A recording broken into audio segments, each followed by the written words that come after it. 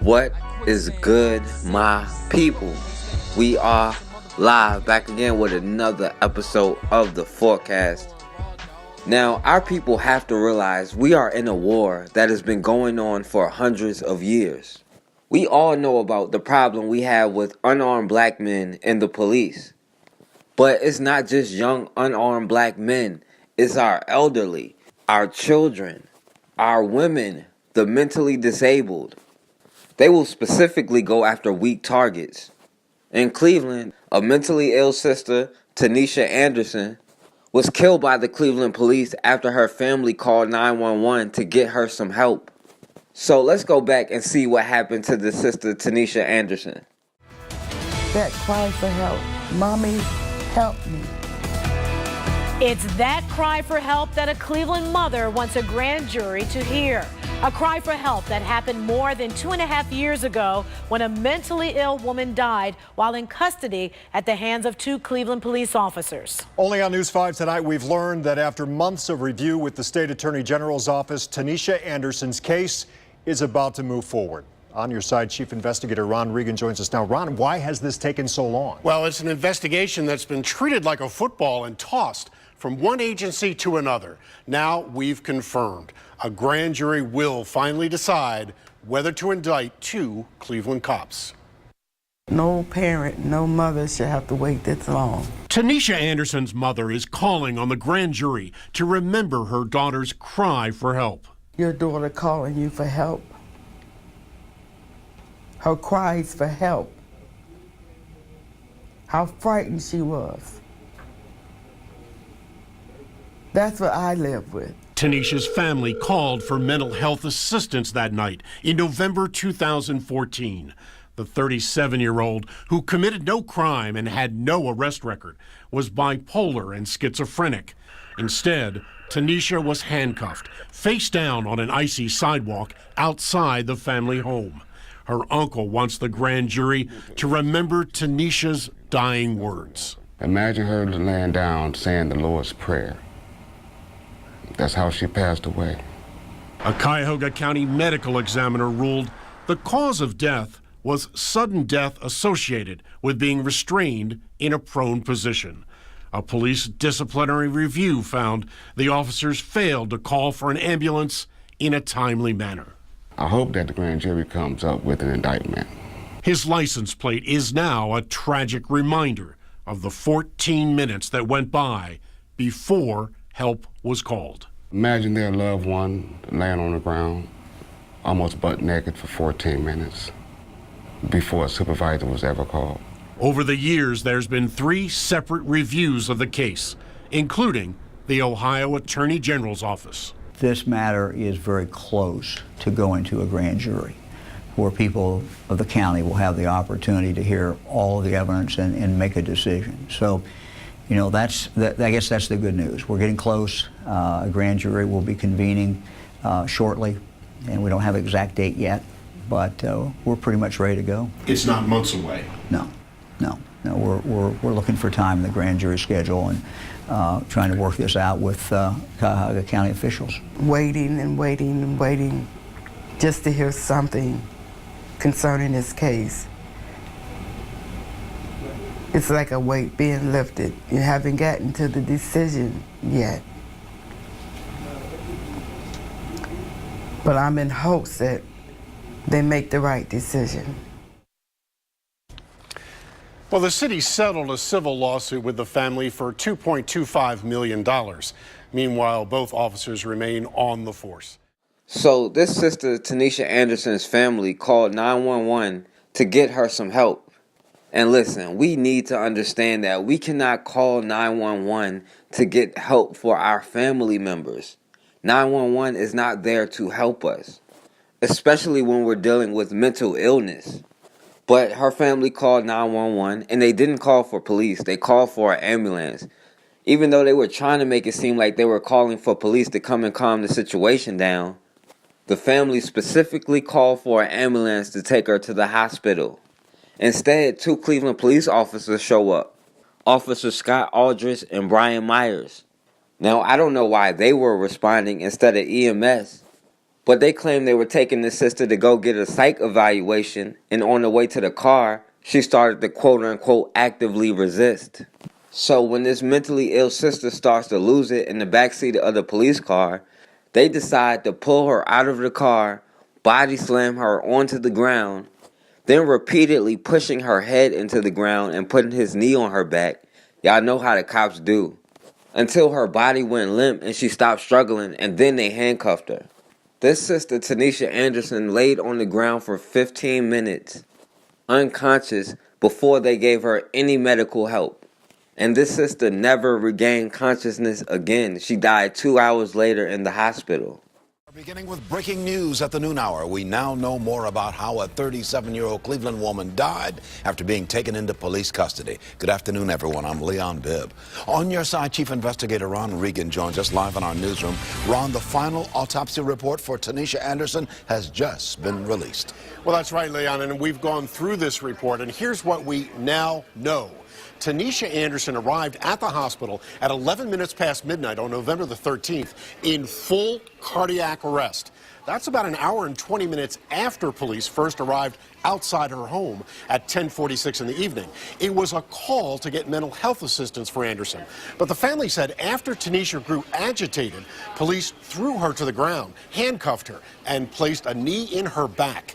At 11:34, police called for EMS after Anderson became unresponsive. Today's autopsy report indicates Anderson had cuts on her left arm and both knees, along with bruises on her leg and back. She also had a fractured sternum that may be the result of CPR. She was pronounced dead at 12:30 in the morning, less than 20 minutes after arriving at the hospital. And again, this final autopsy report confirms again that sudden death associated with physical restraint in association with heart disease and bipolar agitation as the cause of death. So initially, the autopsy ruled it a homicide, saying this sister died after she was physically strained in a prone position. But of course they had to leave themselves some room, saying her heart condition and bipolar disorder also played a factor. But it wasn't her heart disease or bipolar disorder that slammed her onto the ground and put their knee in her back, or forcefully strain her in a prone position. It was the police. Now, this case took 2 years while the cops were on paid restrictive leave to investigate and to even take it to a grand jury in the first place. And of course, they decided her death was justified. They even came up with their own autopsy, saying it was her heart condition and medication that she took that was the cause of her death, which contradicts the original autopsy. These people will completely change the autopsy and the cause of death just to justify a murder of a mentally ill woman. We begin the Now Today with breaking news on a story we've been following closely since 2014. The case of Tanisha Anderson, a mentally ill woman who died in police custody. Yeah, the 2 officers involved in the case will not be indicted. 5 on your side, Chief Investigator Ron Regan is the only local reporter who's been on this story since Anderson's death. And Ron, this is a long time coming. Well, that's right. Tanisha Anderson died more than 3 years ago after her family called 911 for medical help. And instead, officers responded. Now, it took until last September before a grand jury even got the case. Today, it found the officers who responded and held Tanisha down on a sidewalk were not criminally responsible for actions leading to her death. Instead, a new autopsy review said a heart condition as well as medication Tanisha was taking was more likely to have caused her death. Now, that is a big change from an initial autopsy report that found Tanisha died after being restrained in a prone position by police. I've spoken with the family, and they are devastated. And even after justifying this murder and letting this cop off, they still decided to suspend one cop for 10 days, which he was mad about, and give the other cop a written warning. I guess they gave him a strongly worded letter to reprimand him for what he did. See, they have no problem admitting when they violate the policies, admitting when they break the rules. But when it comes to murder, no, that was justified. We were left with no other choice. Even though all of the policies we broke, which led to the person getting murdered, we still were justified, and it was reasonable because we feared for our lives. These cops who have a book full of history about violating the policies were in fear of this woman who has never been arrested, never been in trouble, who was begging her mother for help while you were restraining her, and that justifies her murder. Revealing new information tonight about the officers who answered the call the day 37-year-old Tanisha Anderson died. City of Cleveland released the officers' personnel files to News Channel 5. Joe Paganakis reviewed the files, and Joe, you found one of the officers has a history of not following procedures. Well, Chris, Cleveland police officer Scott Aldridge was one of 2 officers responsible for taking down and restraining Tanisha Anderson. His personnel file shows disciplinary action, use of force violations, and suspension without pay. Officer Aldridge's personnel file. Nearly 200 pages. It outlines disciplinary action and multiple incidents of not following proper police procedures.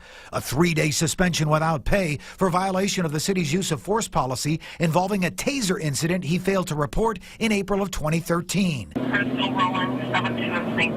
And disciplinary action for his involvement in the November 2012 police chase. Aldridge disciplined for joining the pursuit without authorization, operating his cruiser at high speed in a residential area. Again, a violation of the department use of force policy.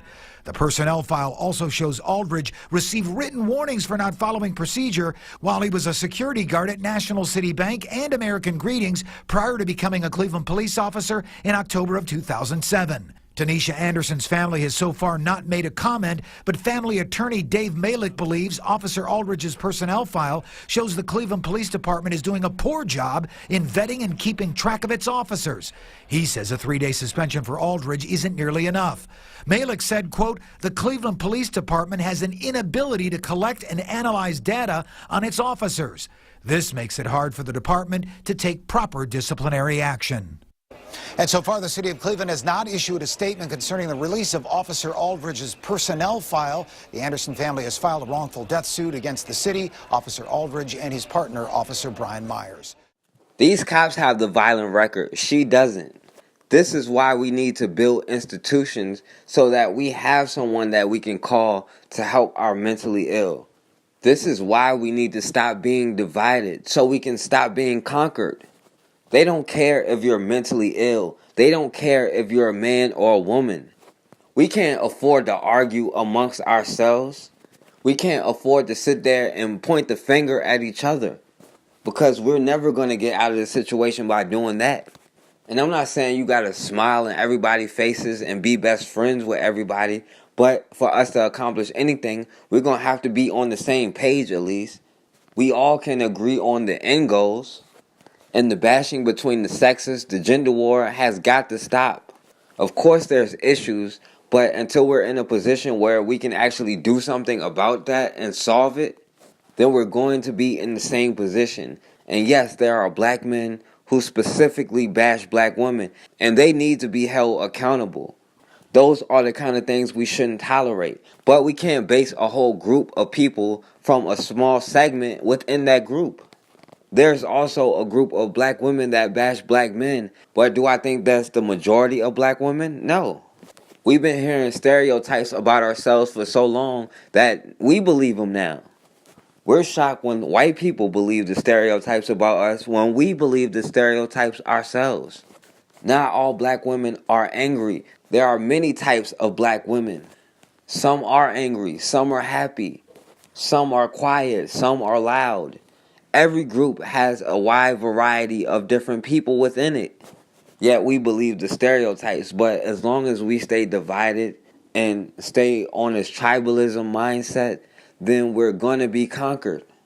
At the end of the day, we're going to be subject to their rules, their laws, their punishment, and there's nothing we can do about it. They can tell us how to live, and we just have to live that way.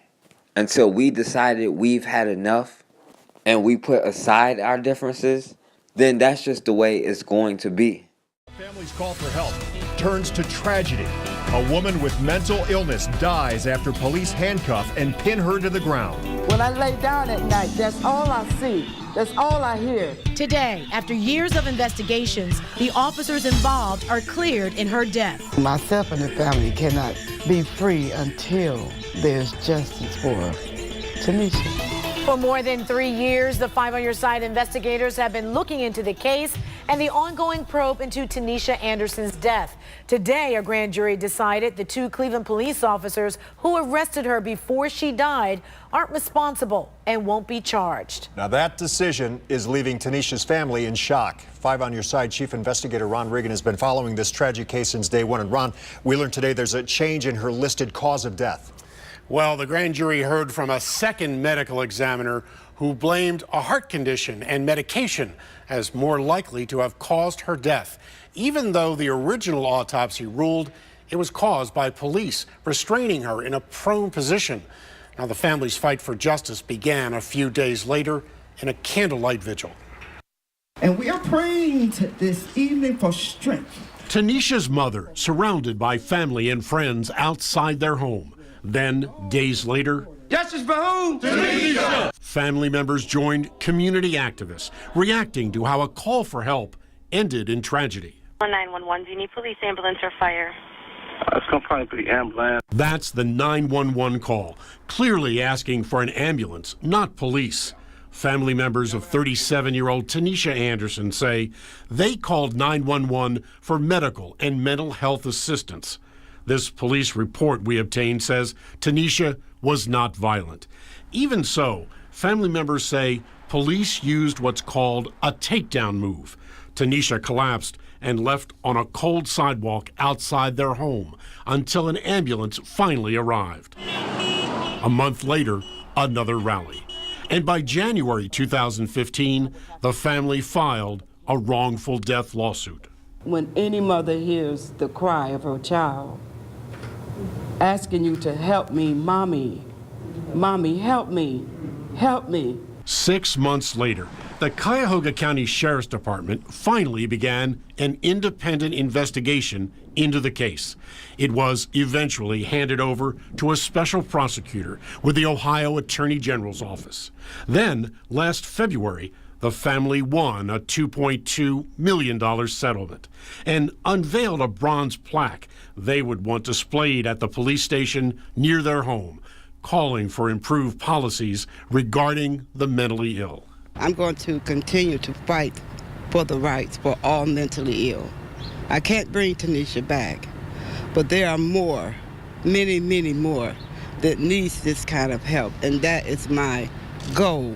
Finally, in August, Attorney General Mike DeWine told News 5 exclusively the case was finally heading to a grand jury. This matter is very close to going to a grand jury, where people of the county will have the opportunity to hear all of the evidence and make a decision. Waiting and waiting and waiting just to hear something concerning this case. It's like a weight being lifted. Well, it was a grand jury investigation that dragged on until today. Now, a police review found both officers violated police procedures but have remained on the job. They now face a decision on possible disciplinary action, including suspension or even termination. He gets to go home to his family and his wife and his children and live a normal life. I don't. Old wounds, new frustrations. A grieving mother whose daughter died in police custody feels let down by the system again. 10 days and a written warning. That was the discipline handed down against the 2 officers involved in the in-custody death of Tanisha Anderson in November of 2014. And to say that Tanisha's mother is furious, well, that would be an understatement. News 5's Jordan Vandenberg talked to Tanisha's mother today after that decision was announced. Well, those officers also will not face any criminal charges when a grand jury opted not to indict either one of them last month. As for their internal discipline, her mother says it's not nearly enough. We are all anchored by something. Cassandra Johnson's anchor It's just bad. adorns her front window. It took me a long time to be able to deal with looking outside or walking past that spot where it happened. At the corner is where her daughter died in police custody years ago. The emotional wounds are still there, she says. This is not right. But the system keeps pulling out the sutures. I suspended Officer Aldridge for 10 days and issued a written warning to Officer Myers relative to the Tanisha Anderson. It was a waste of airtime to even announce 10 days.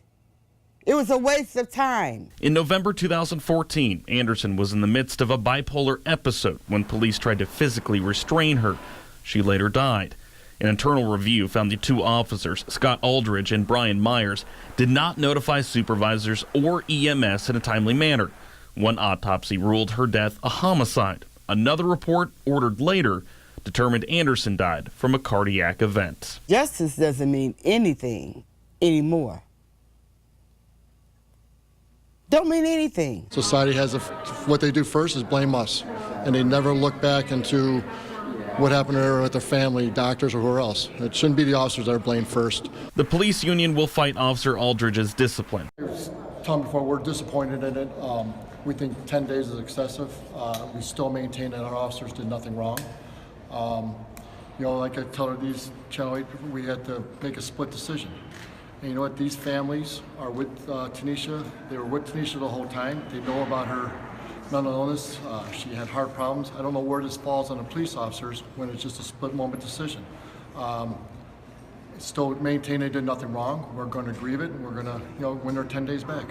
While Tanisha's mother says she'll keep fighting the system and fighting for her daughter because that is her anchor now. I have seen a lot of things about the system that I never knew until now. I hate what I see. And if either officer does in fact file a grievance, their case would then go through arbitration. In February, KPFA News reported on black transgendered Berkeley resident Kayla Moore's death while in Berkeley police custody after a violent struggle with police at her apartment on Alston Way on February 12th. Who killed Kayla Moore? No one did. No one killed Kayla Moore? She just died on her own? I have no comment. So you know and you don't want to comment? I still have no comment. Yeah, I got it. This conversation's over. Oh, well, have a good one. Bye. I know you guys all know each other by first and last name. And Mr. Crawford, you know our procedures. But you know the cops. You know who was out there that night. Could you tell me who that was? I wasn't working that night. But you know. And I know after your experiences, you should know the sensitivity of these types of things. Can you tell me who was present at the death of Kayla Moore? I don't know the answer specifically. But you do. And you just asked me to ask you questions. I see that you're walking away very fast and not trying to answer questions. Who was present at the death of Kayla Moore? They are going to release something within the next couple of days, I hope, that should answer all your questions.